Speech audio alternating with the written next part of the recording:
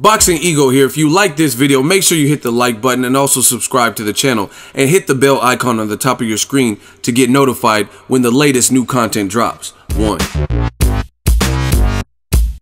What up, Fight World? It's your boy Ego, and I'm back with some more boxing. Now, I'm back in California from New York, and Virgin America, they did me in, man. It was such a disaster trying to get home. They delayed my flight.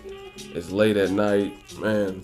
But you guys seen the title of the video. Make sure you guys smash the like button and subscribe. I'm back in Cali in one piece, so back to my regular workflow. I'll probably link up with Troy King this week if you guys have questions. Now, Tim Bradley I didn't go to the StubHub fights in Carson, California, even though I'm in California, because I was in the New York fights at the Barclays. Had a great time covering Berto Porter fight week. Hope you guys enjoy the content. And I had fun again in New York. I went last month for Golovkin Jacobs, and I'm already back. So I enjoyed myself, and I didn't go to the Oscar Valdez. Actually, I haven't even watched any of those fights. I haven't seen Shakur Stevenson's fight, his pro debut. I didn't get to see Gilberto Zurdo Ramirez versus Max Bursek, and I didn't see the main event. I heard there was some controversy there. Oscar Valdez versus Nicholas Walters' former foe, Miguel Mariaga. But again, I haven't seen any of them to comment. However, Tim Bradley was on hand. It was a top-ranked pay-per-view, him being a top-ranked fighter, and he was calling the fights. After he did the interview, and he was just talking about when he'll come back. He said maybe September, but he says opponent that he would like, that you guys seen in the title, is Adrien Broner. He said he wants to come back to a tune-up. In his mind, Broner is a tune-up, and that's a tune-up style fight. So I want to talk about the prospects of this fight.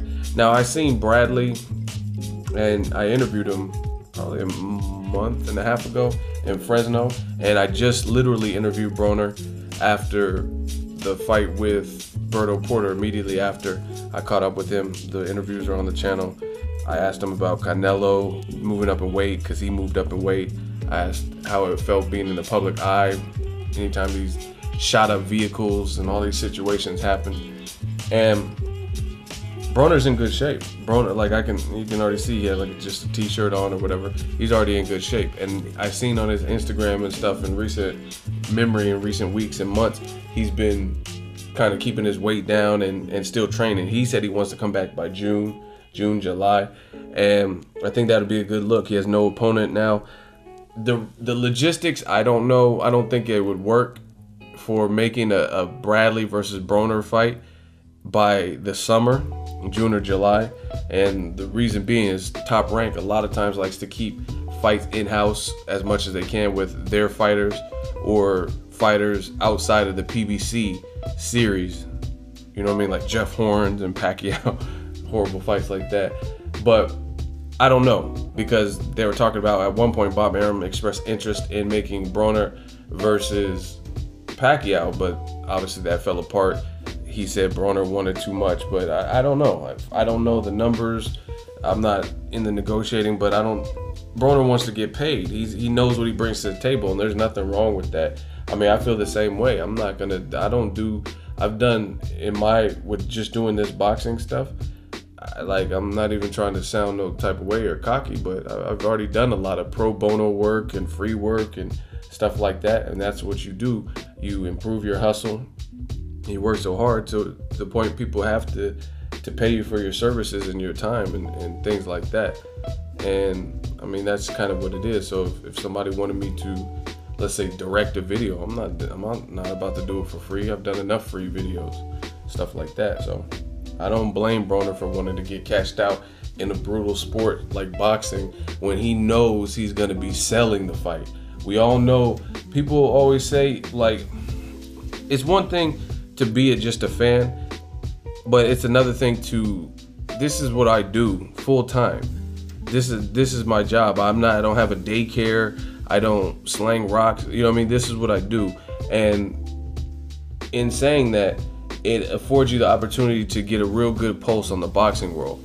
And there's certain guys, Broner is one of them. You do videos about him and you typically see an increase in viewership.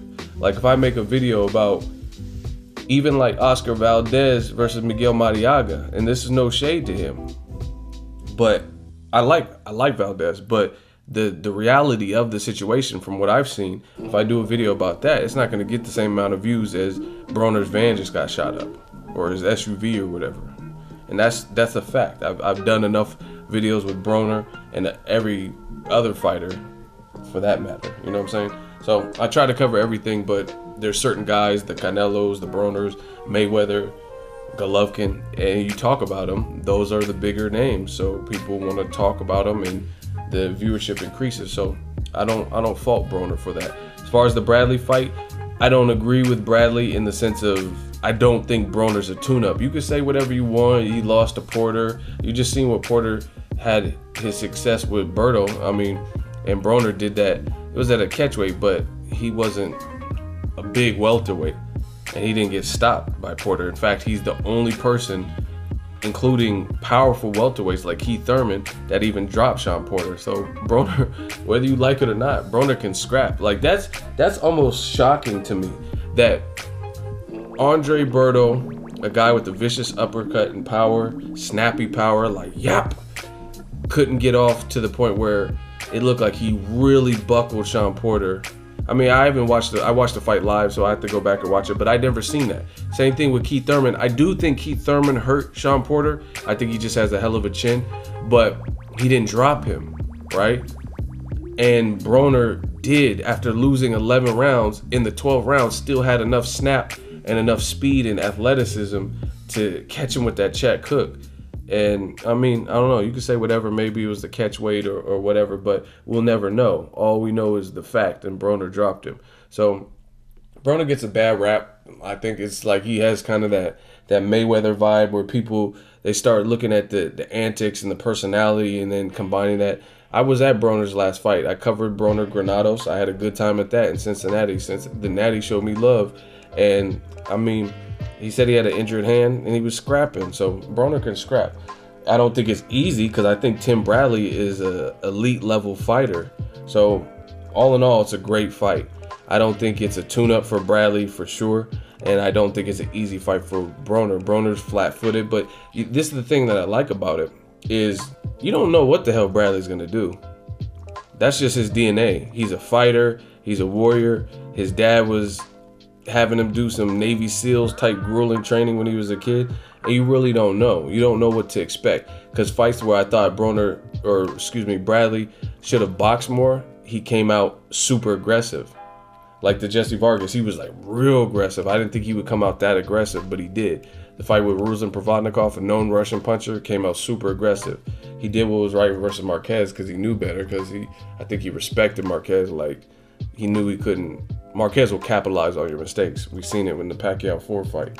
So I like the fight, Broner and Bradley. Do I think it'll happen? I'm not sure. I don't know. I wouldn't hold my breath that it would happen, but I like the fight, and I think it'll be a good fight. If it does happen, it'll be an easy sell.